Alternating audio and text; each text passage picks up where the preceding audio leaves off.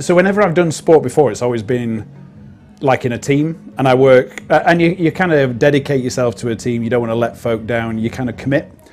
Or if I've had something like a marathon or some sort of activity that I'm building towards, I can commit. I dedicate the time and stuff to do the training. So that's what that's when I've done it well. But then kind of the in-between bit was always a bit lumpy. So I've always been members of various different gyms, and I'd probably go for 3 months, maybe even overdo it for 3 months, and then kind of sack it off for 8 months, maybe go again for 3 months. The whole time, I'm sure this isn't unique, paying the whole time. So yeah, and that was kind of, it will not be uncommon to a lot of people that you've spoken to. That was it. It was kind of like peaks and troughs of trying to commit and going into those soulless spaces with wall-to-wall mirrors and meatheads. So I can come in, the plan's there, and I usually get told to work harder and do more by you lot, but the structure's there, so I don't have to think about it. I just crack on, which I really like. And so that kind of takes the thought process out, and the equipment's all there and it's accessible, and so you're not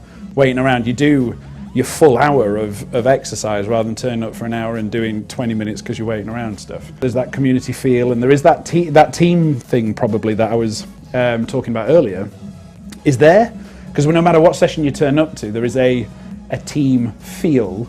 And actually randomly, although I don't have to come to the gym, I kind of do, because I feel like I'm either letting myself or somebody else down, especially when you sign up to a session and don't pitch up, which I haven't done. I just need to get better at signing into the sessions, don't I? I'll do that.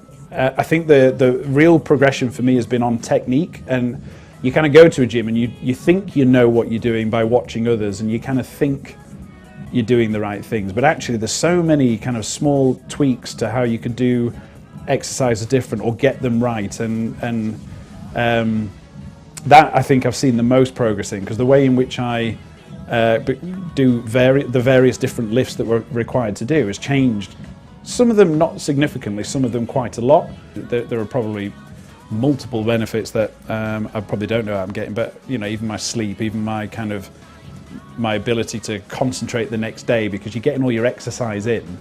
The feel-good factor is a knock-on as well, and it also kind of makes you more aware of what you're putting in your body to fuel what you do. So we're not going to talk about pizza, but it does make you more conscious. See, the choices that you make, you know, when you're deciding what to eat, when to eat, and all of that changes. And I think a lot of that is down to, you know, the extras that you get that you pay for but you don't know you're paying for. So like the diet talks or the recent kind of 90-day transformation thing is something you wouldn't get, but is something that you do here.